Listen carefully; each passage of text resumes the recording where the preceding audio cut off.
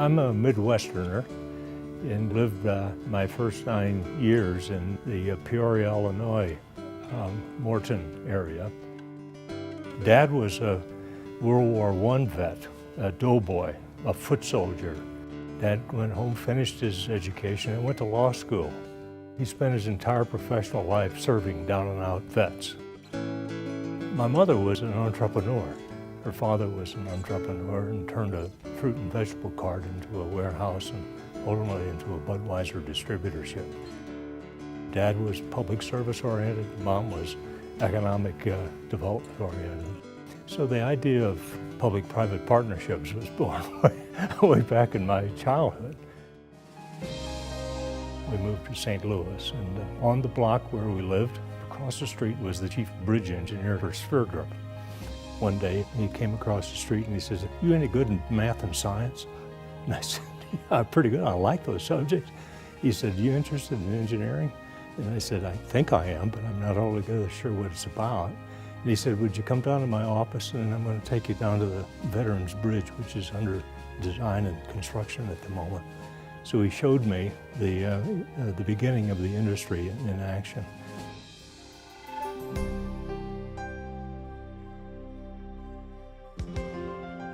I went through the Air Force ROTC program in college. I was playing on university's baseball team. I was last to get my assignment. As lucky as a fellow could be, I got assigned to Camp Cook Air Force Base, which is today Vandenberg.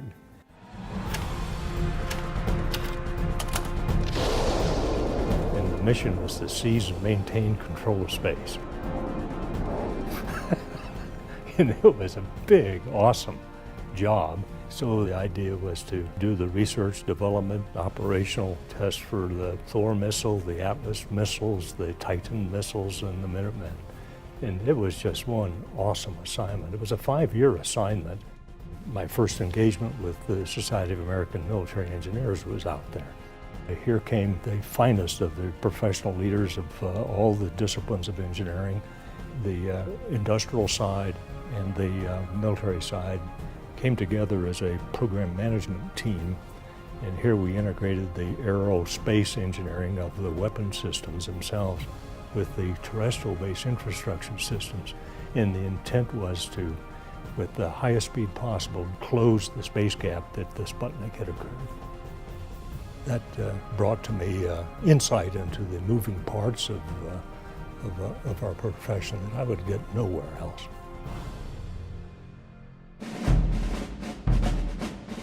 I, as a lieutenant, was sent to the executive director of the Water Resource Board for the state of California. We needed water. We needed the Colorado River water to be able to protect the launch platforms and complexes as we launched these missiles. They sent me up to see Claire Hill, the executive director of the Water Resources Board for the state of California. And we developed this wonderful presentation. I gave it to him. And he knew full well I didn't have the experience nor the depth of understanding necessary. Claire Hill put his arm around me, said, "Let's go to the car. I want to go to Vandenberg with you."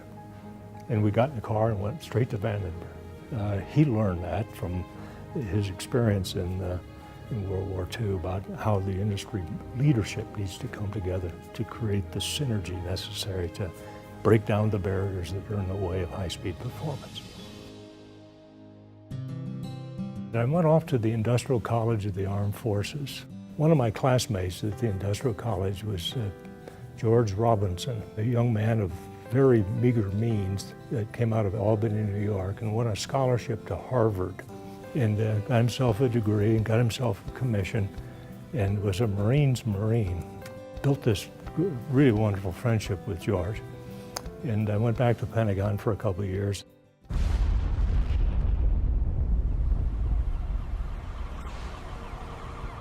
Next thing you know, the terrorists hit the Beirut barracks. 234 Marines lost their lives. I got appointed to be the coordinator for the recovery of the Marines and to bring them back to Dover to present them to their families. We had to mobilize the Navy to help us with the demolition of the buildings and to find the body parts of the remains of all the Marines there. And the reason that I found my motivation was because of George Robinson. Every one of those Marines was George to me. It gives you an indication of the significance of relationships and the bonding among troops.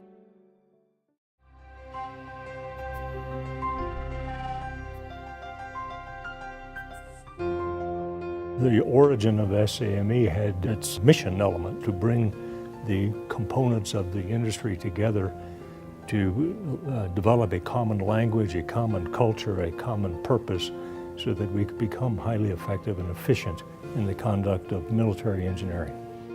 My movement was to figure out how to build an extraordinary organization and get out of its way and let it perform. F.SAME on the national level and the regional level brought the chiefs together regularly, and we took the program tasks that were given to us pretty seriously. I think we got the idea of interdependency among the services.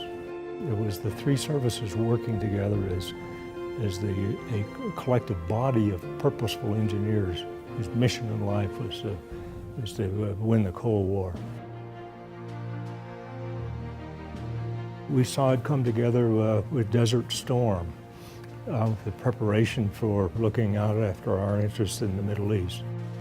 The combat engineers and the capital construction engineers came together and integrated itself. And it's not that we didn't have competition over roles and missions and who gets the hottest assignments and things, because we did.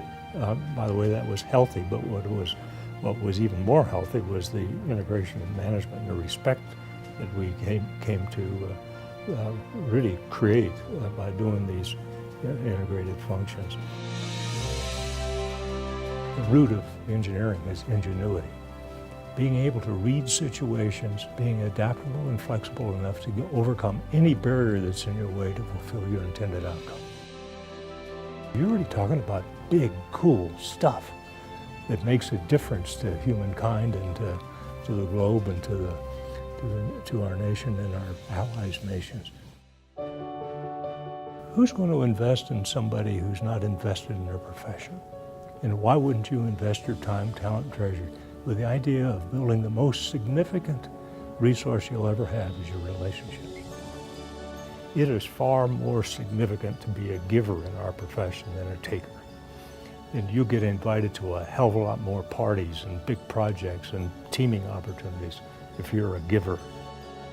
I learned that really early on in F.SAME activity and competition. I just really think the world of F.SAME. There are things that you just don't pick up in accredited universities. If you actively engage with the Society of American Military Engineers, you'll learn things about our profession that you otherwise have no other place to go.